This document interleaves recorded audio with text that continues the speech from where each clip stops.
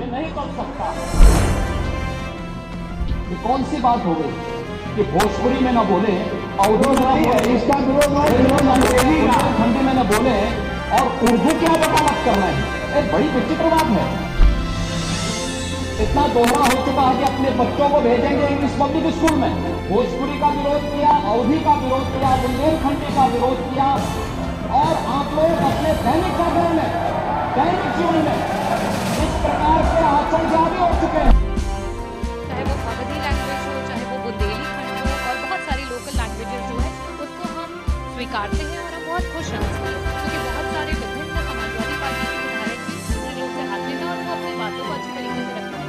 लेकिन कहीं ना कहीं जब पूर्णतः अंग्रेजी लैंग्वेज में अपने भाषणों के देने की बात हुई तो हमें भी पता है, और मुख्यमंत्री जी ने अपने पहले ही शब्दों में जब उन्होंने बोला तो ये कह दिया कि आप अपने बच्चों को अंग्रेजी पब्लिक मीडियम में पढ़ाना चाहोगे और दूसरों के बच्चों को चाहोगे कि वो सरकारी हिंदी मीडियम में जाए।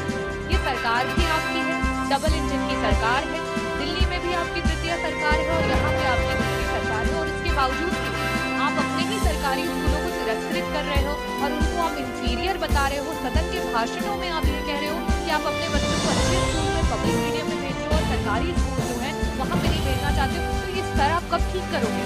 कब आप सरकार द्वारा बार बार की हुई मांग को कि जो स्कूल है सरकारी उनमें अंग्रेजी मीडियम लेकर के आइए, जिस दिन आप सरकारी स्कूलों में अंग्रेजी मीडियम लेके आ जाएंगे उस दिन ये जो बैरिकेशन है, उस दिन ये जो ग्राम सभाओं में हमारे लोग बैठे हैं उनको भी इंग्लिश की जानकारी हो जाएगी और तब हमें सदन में इन बातों और इन मुद्दों पर झगड़ा नहीं करना पड़ेगा कि अंग्रेजी में बोलने पर हमारा जो अंतिम पायदान में बैठा व्यक्ति है वो उस लैंग्वेज को समझ पाएगा। माननीय मुख्यमंत्री जी जो भी कुछ कह रहे थे उनकी सब बातों का समर्थन था।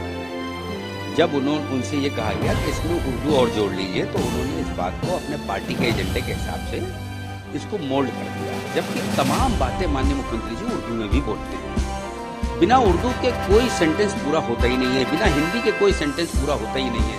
तो ये हमारे देश की संस्कृति है और ये हमारे देश की एक ऐसी खूबसूरती है जो हम लोगों को बचपन से पढ़ाया गया। ये तो अभी एजेंडे तय हो रहे हैं, भाषा को खत्म कर दो। मुंशी प्रेमचंद जी बताइए क्या कौन थे? बनारस हिंदू यूनिवर्सिटी के सबसे बड़े प्रोफेसर वो एक थे और शायर थे, कवि थे। वो तो ये पेटेंट था, वो कोई मुसलमान नहीं थे, ये भाषा किसी मुसलमान की नहीं है। तो माननीय मुख्यमंत्री जी जैसे कह रहे हैं कि कठमुल्ला, तो कठमुल्लों की भाषा भी नहीं है। ये भाषा तो हर हिंदुस्तानी के जबान से निकलती है और इस जबान में कितना प्यार है। कई बार माननीय मुख्यमंत्री जी उर्दू का प्रयोग करते हैं, आप जब देखिएगा तो वो फिल्टर नहीं कर पाएंगे, उर्दू को अलग नहीं कर पाएंगे हिंदी से।